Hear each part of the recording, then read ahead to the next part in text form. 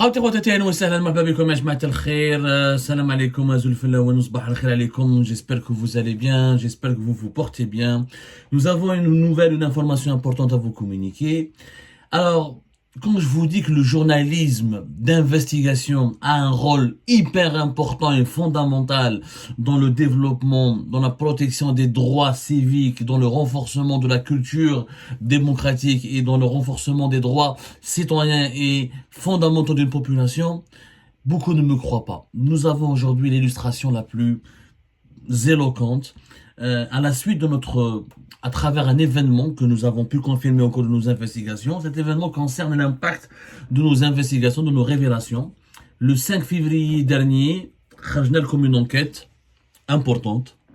Les Émiratis et les fortunes détournées vers l'Europe, la mafia des cigarettes en Algérie. On a parlé des pratiques occultes, financières occultes, des pratiques illicites, de contrebande, de trafic, de détournement, qui malheureusement caractérisent le marché des cigarettes en Algérie, lequel est totalement sous l'emprise des investisseurs émiratis. Totalement sous l'emprise des investisseurs émiratis. Rappelez-vous de cette émission le 5 février. Après, nous l'avons rediffusée 24 heures plus tard, c'est-à-dire le 6 février dernier, en vous montrant tous les documents que nous avons pu obtenir au cours de notre enquête. Nous avons obtenu des chèques certifiés utilisés par des grossistes et des sous-traitants et des revendeurs de cigarettes qui ont été avantagés, privilégiés par les deux sociétés. Encore une fois, le marché algérien, il faut savoir, des cigarettes, il est dominé par deux sociétés. L'oula, c'est UTC, United Tobacco Company, qui a été créée en 2016, dont le processus de création a commencé en 2015, qui a été créé en 2016 et qui a l'exclusivité de la commercialisation de tous les produits tabagiques, de toutes les cigarettes fabriquées en Algérie par l'ex-SNTA, qui est devenu en 2016-2017 le groupe Madar, l'Institut National des Tabacs et Allumettes, à travers, et les Émiratis aussi détiennent aussi une importante, ils détiennent aussi une autre importante société qui est la société des tabacs algéro-émiratis, la fameuse Time. Donc la Time avec Madar fabrique des cigarettes. On va disons créer UTC qui était censé uniquement commercialiser les cigarettes. Et aujourd'hui c'est UTC, Time fabrique et UTC se charge de la production depuis 2018, depuis 2017-2018 aussi. C'est-à-dire à peine une année, 2 ans après sa création. Et les Émiratis aujourd'hui, en tout cas à UTC, ils sont pratiquement majoritaires. À la Time, ils sont aussi majoritaires à travers un montage totalement obscur et machiavélique. Au madrelo minoritaire, last time, il y avait une société qui s'appelait, un organisme qui s'appelait Sofinance qui avait 2%. Ils ont racheté les 2%. Last time, ils sont devenus 51, la partie algérienne 49. FLUTC, les Algériens étaient majoritaires à 51-49, sauf que il y avait des personnes physiques algériennes qui détenaient des parts et qui sont liées directement à des personnes émiraties, qui ont revendu à des personnes émiraties. Et donc les Émiratis sont majoritaires de facto dans les deux sociétés qui dominent dans la production et la commercialisation des cigarettes en Algérie, un marché évalué à plus de 3 milliards de dollars, voire 4 milliards de dollars si on comptabilise le marché informel de la contrebande des cigarettes. Il n'y a pas d'ailleurs que les cigarettes, on va en parler, c'est chemin, tabac Shema aussi, c'est énormément, c'est un grand business qui malheureusement aussi opère au niveau de l'informel. Qui comme l'émission du 5 février, comment des transferts illicites de devises de la part de UTC vers des sociétés basées au Luxembourg, en Grande-Bretagne, en France, en Espagne, dont certaines sociétés sont spécialisées même dans l'immobilier, des transferts financiers en devises qui ont été accomplis depuis les comptes en devises de UTC à la HSBC d'Alger, sous le regard et la complicité de la Banque d'Algérie. On a parlé de ces chèques, donc certifiés, de faux chèques. On a des chèques sans provision utilisés par des grossistes avantagés par des responsables algériens du UTC pour revendre et pour prendre des quantités importantes de tabac et de cigarettes pour les revendre de façon illicite sans qu'il y ait une compétition loyale, sans qu'il y ait une sélection basée sur les critères de commerce, de méritocratie, les critères de concurrence loyale pour sélectionner les grossistes et les revendeurs des cigarettes. On a parlé de ce qui s'est passé au sein de certains dépôts et certaines unités de production de cigarettes à UTC. Et ben, ces révélations, que vous pouvez revoir encore une fois le 5 février 2000, dans l'émission du 5 février 2024, et l'émission que nous avons diffusée le lendemain avec un montage qui illustre, qui montre tous les documents que nous avons pu obtenir, notamment les chèques et les preuves que nous avons pu obtenir au cours de notre enquête. À la suite de notre enquête, qui a remué, donc vraiment, qui a fait bouger les choses, et tant mieux, j'allais dire vraiment tant mieux, tant mieux, tant mieux. Et ben, les employés du TC ont entamé une grève ces 3 derniers jours, une grève pour protester contre l'ampleur de la corruption, de la mauvaise gestion, et pour demander des droits sociaux, parce qu'ils se disent c'est pas normal que notre société, qui est riche, qui voilà gagne beaucoup d'argent, au lieu de faire des transferts en devises à l'étranger, au lieu d'enrichir des revendeurs et des grossistes, au lieu de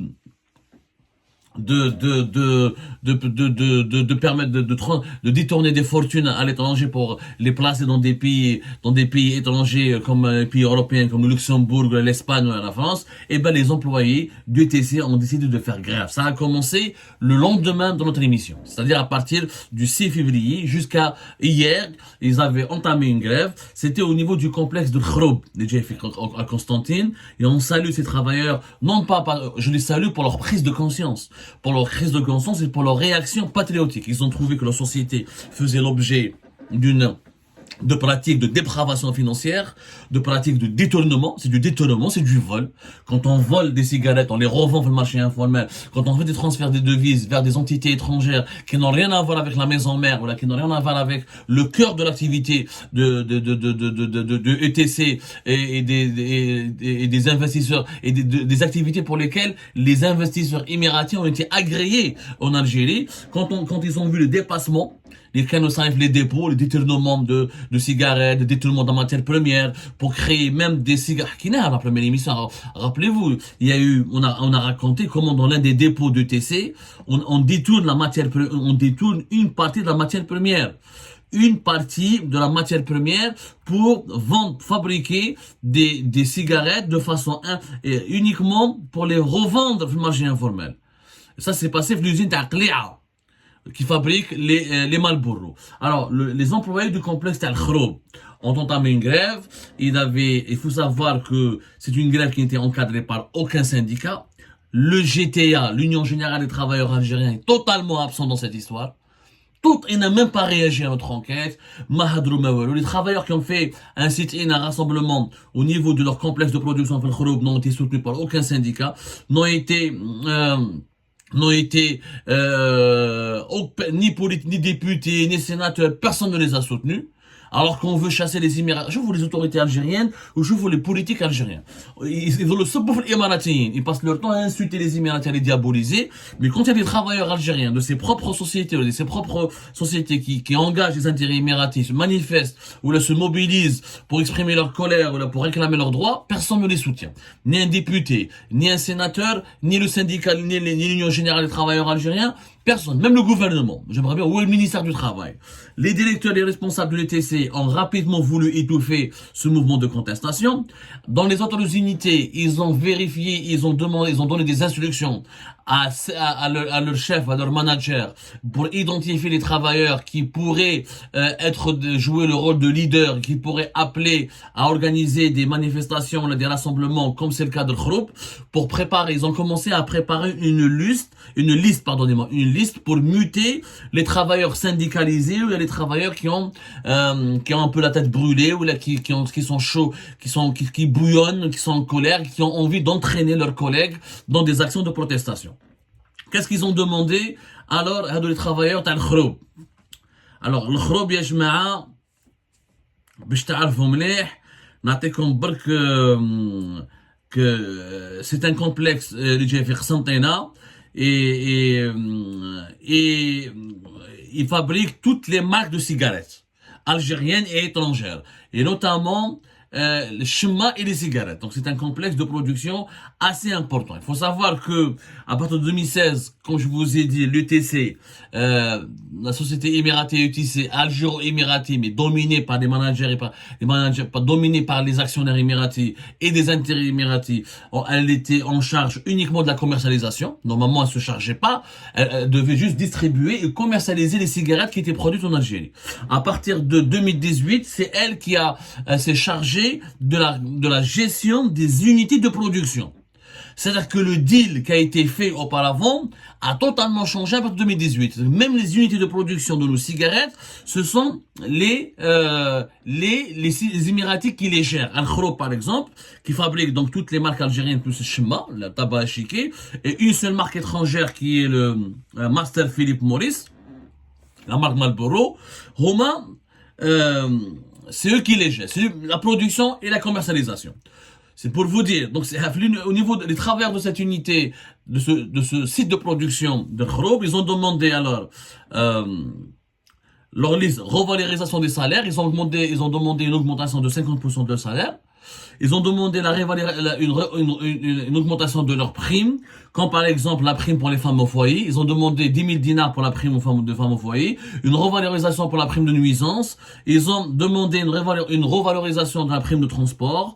Ils ont demandé une prime du montant de l'Aïd et un cadeau et des cadeaux pour la fête des travailleurs le 1er mai. Ils ont demandé une prime de panier à 700 dinars et ils ont demandé aussi une révision de l'allocation familiale, et ils ont demandé aussi l'amélioration de leurs conditions de travail.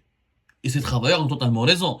Leur société fait beaucoup d'argent, c'est des milliards qui sont en jeu, les chiffres d'ailleurs ne sont jamais annoncés, ni UTC, ni Stein, ni Madar, on n'a jamais leurs chiffres, même chez vous les comptes sociaux, jamais les chiffres des bilans financiers n'ont été rendus publics, jamais les chiffres le marché des cigarettes en Algérie, il est totalement opaque. Mafia. Ils donnent pas le chiffre. Le marché est évalué à plus de 3 milliards de dollars. Peut-être, et 4 milliards de dollars si on inclut si on inclut le marché informel. Mais pourquoi UTC et Last Time et Badar ne sortent pas leurs chiffres?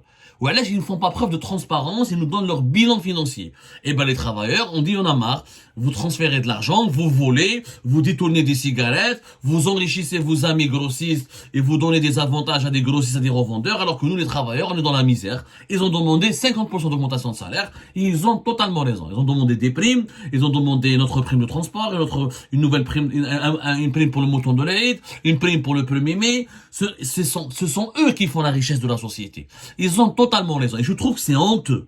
C'est honteux que personne ne les a soutenus. Je trouve que c'est courageux qu'ils ont réagi à une enquête, chef pour l'enquête d'Algérie Part, ils ont vu la vidéo, ils ont vu les images les images étaient claires. Les détails, on a donné les dépôts, on a donné les noms des responsables, on a donné les noms on a expliqué les détails des transferts financiers, on a expliqué les mécanismes de transfert, les mécanismes de détournement de matières premières, les mécanismes de revente illégale, le mécanisme de vol et d'enrichissement illicite avec des grossistes. Ils ont décidé, ils ont explosé. Les managers, la direction générale du TC, elle a rapidement réagi, elle a négocié pour l'empêcher. Elle a eu peur que d'autres, que cette grève, que cette colère se propage à d'autres unités qui mettent à Babloued, comme par exemple Al-Wiba ou la Taqli'a. Ils ont décidé de rapidement répondre. Alors, ils ont offert 20% d'augmentation de salaire. Déjà, les salariés, les travailleurs de TC ont gagné 20% d'augmentation de salaire, et à partir de février prochain, et 15% d'augmentation supplémentaire à partir de février 2025. Ils vont obtenir un cadeau de 8000 dinars, une prime de 8000 dinars lors du 1er mai, pour la fête du 1er mai. Et ils vont avoir une prime de panier de 450 dinars, alors qu'elle était auparavant à 350 dinars. Ils vont, le mouton de l'Aïd, ils vont avoir une prime de 30 000 dinars, au lieu de 20 000 dinars qui leur a été donné auparavant. Une prime de transport de plus de 500 dinars. Et le UTC, les Émiratis, ont promis aux travailleurs algériens de réviser le barème des frais de mission pour l'ensemble de leurs travailleurs, notamment pour l'ensemble de leurs cadres. Quand il y aura des frais de mission, le barème des frais de mission sera révisé. Donc voilà, les travailleurs ont remporté quand même une première victoire, tout seuls. Ce sont des braves, franchement. Ce sont des braves. Ils ont agi tout seuls. Ils n'ont pas eu peur de la répression. Ils n'ont pas eu peur de la dénonciation. Ils n'ont pas eu peur que les services de sécurité se mettent du côté, ou que la justice et les services de sécurité se mettent du côté des Émiratis. Parce que voilà, encore une fois, l'hypocrisie du régime algérien. Les travailleurs ont fait grève. Pourquoi l'inspection du travail ne s'est pas déplacée? Pourquoi le GTA, l'Union Générale des Travailleurs Algériens, qui est du côté, qui est le syndicat du pouvoir, qui soutient toujours le pouvoir algérien, il n'a pas soutenu ces travailleurs de ces unités, de ces sociétés émiraties tellement diabolisées et vilipendées et que les Algériens veulent chasser et que le régime algérien veut chasser du pays. Les travailleurs d'Air bref. On va toucher à eux. Ils ont demandé leurs droits. Ils ont des salaires faibles. C'est tout simplement anormal. Les intérêts financiers sont énormes, bien sûr. Il faut savoir que par mois, UTC vend entre 25 et 30 millions de cigarettes. Par mois, entre 25, d'après les estimations que nous avons pu obtenir auprès de nos sources à l'intérieur du TC, parce qu'il n'y a pas de chiffres. Les chiffres et les documents sont verrouillés. Mafia.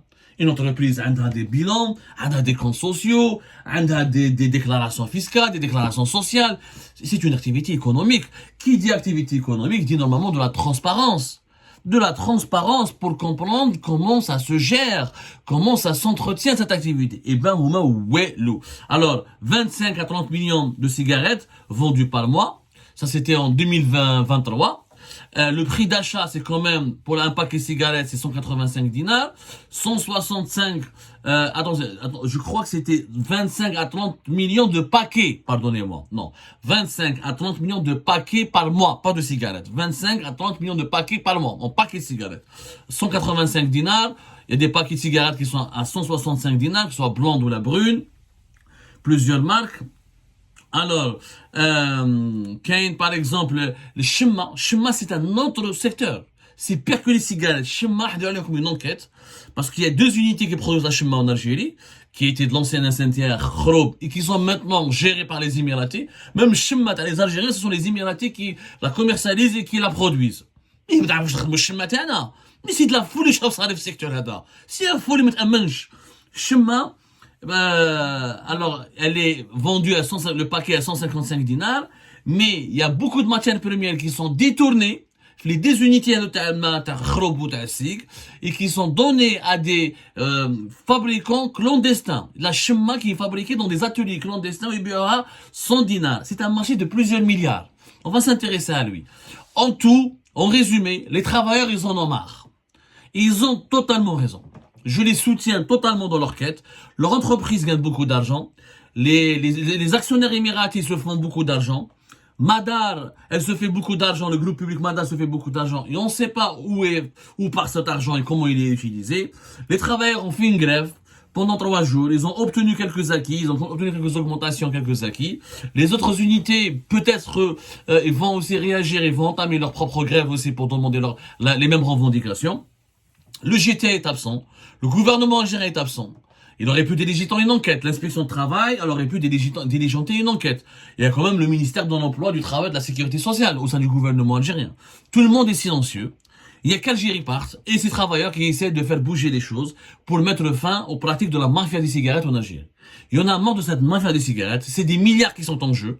Ou on moralise et on organise définitivement ce marché, ou franchement que les fausses promesses et les annonces de souveraineté, de morale et leçons de morale des dirigeants algériens, ils doivent vraiment se la fermer et arrêter de raconter n'importe quoi et arrêter de faire de l'hypocrite. Quand on veut changer les problèmes, quand on veut trouver des solutions aux problèmes, il faut aller sur le terrain et travailler. Les problèmes, on les a révélés, les solutions, on en a proposé. Maintenant, à vous de travailler, parce que les travailleurs ne vont pas se calmer. D'autres unités de UTC, de la STIME et de Madar risquent de faire, il y aura d'autres grèves peut-être dans les jours à venir, et les langues commencent à se délier. C'est fini. La mafia des cigarettes en Algérie ne peut plus bénéficier de cette impunité qui a trop longtemps duré.